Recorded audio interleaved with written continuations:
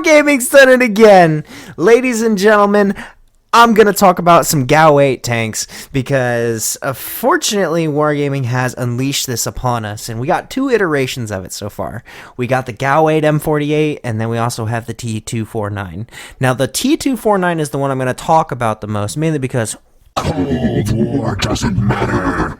you know, the whole point is that Wargaming's done it again, and it's a double-edged sword. It's somewhat good for the game and entertainment. However, it's not exactly healthy, per se. My wallet has been shivering in the corner after I violated it so quickly day one when this tank came out. First of all, the price, only 9,000 gold for Black Friday on release day of all days. And they give you something that's so broken. Without a doubt, you're going to kill my wallet doing this. It's phenomenal.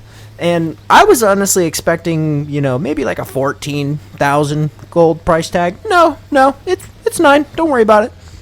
To put the highlights of this tank into, you know, one general spectrum, you can pretty much eat an entire waffle tractor by yourself with half a magazine of this thing.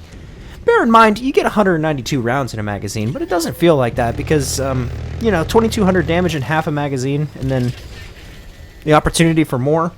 It's not healthy. No, not at all, especially if you chain them together. You can get double kills with this tank, especially if there's no armor, and God forbid you're a tier 8, because, you know, that's just going to be the new way I invalidate your argument, is just, you know. Oh, you're a stealth Tran in the back? Okay. Did you work your ass off for a tier 10 artillery? Your tank has wheels? Just...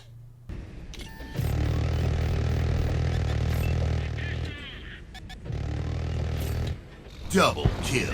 Even when this gun falls silent and you're not firing it, it's still a threat. It's got a phenomenal, and I mean phenomenal, stealth factor. When you kit this thing out for stealth, we're talking, you know, full balls to the wall, you get all the perks, you get the camouflages and the camouflage net. It gets down to 229 meters stealth, and that's moving. It's ridiculous, because you can almost move with impunity.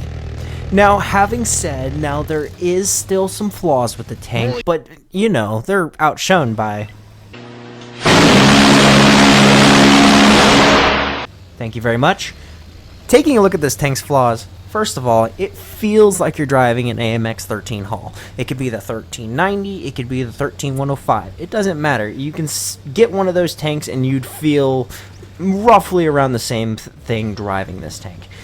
Minus the fact that, you know, the second flaw I want to point out is the little driver's port that you have on there. That little, you know, cancerous growth that you have, it gets in the way of the gun. So, unfortunately, you're going to have to make a maneuver slightly to the left in order to shoot to your right. One of my pet peeves with this tank is that when I first bought it and I started grinding it out, you know, I got to like 54 battles before I marked it. And I kind of wanted to see, you know, marks on every single barrel, but no, they hide the scumminess. They knew it was bad for the game, so they decided to hide the fact and kind of give you a little bit of respect by not showing how much progress you've made on the tank. The second pet peeve I have is the emblems on the turret.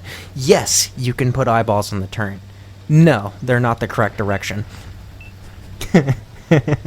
I just photoshopped the other eye on the other turret, and he's got the most concerned look, especially with the little tie down on the front end.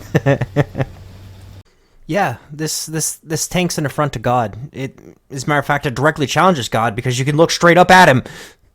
Encounters with this tank, like when it's a T249 versus a T249, it comes down to who has the most hit points and who shoots first. There's no ifs, ands, or buts about it. You given some, you know, rare oddities, odds are whoever pulls the trigger first actually comes out on top. The downside, however, is that now tier 10 is pretty much useless to play. Same thing with tier 8 and 9.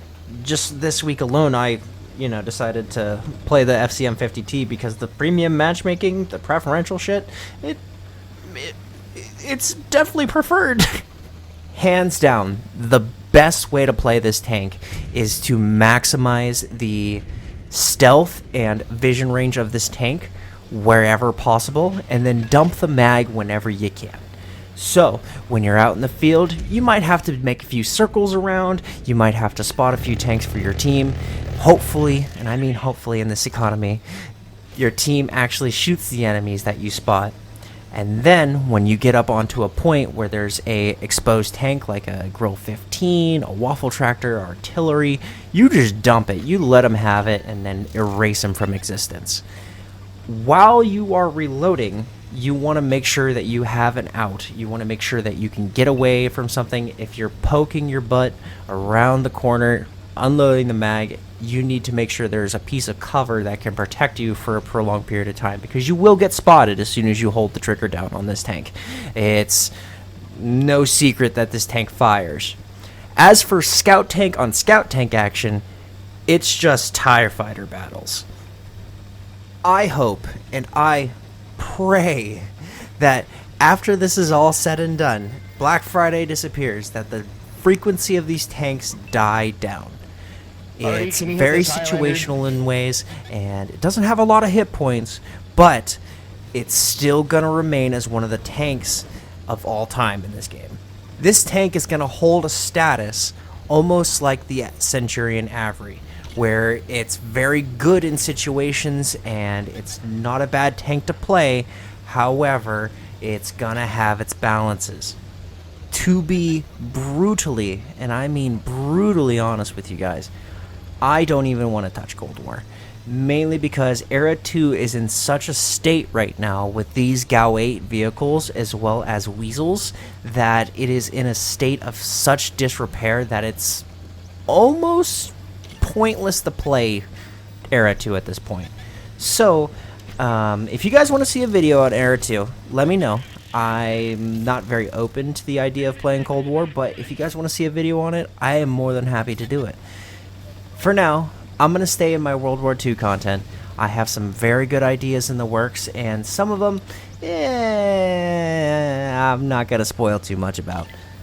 I really enjoyed seeing the attention that the previous video got, and it made me realize that there are people that are willing to listen to my dumbass rant for almost 7 to 8 minutes. So, without further ado, I'm going to stop talking. So, if you like the video, please like, comment, and subscribe. And if you have any other ideas, other tanks you want me to cover, not Cold War, please let me know down below.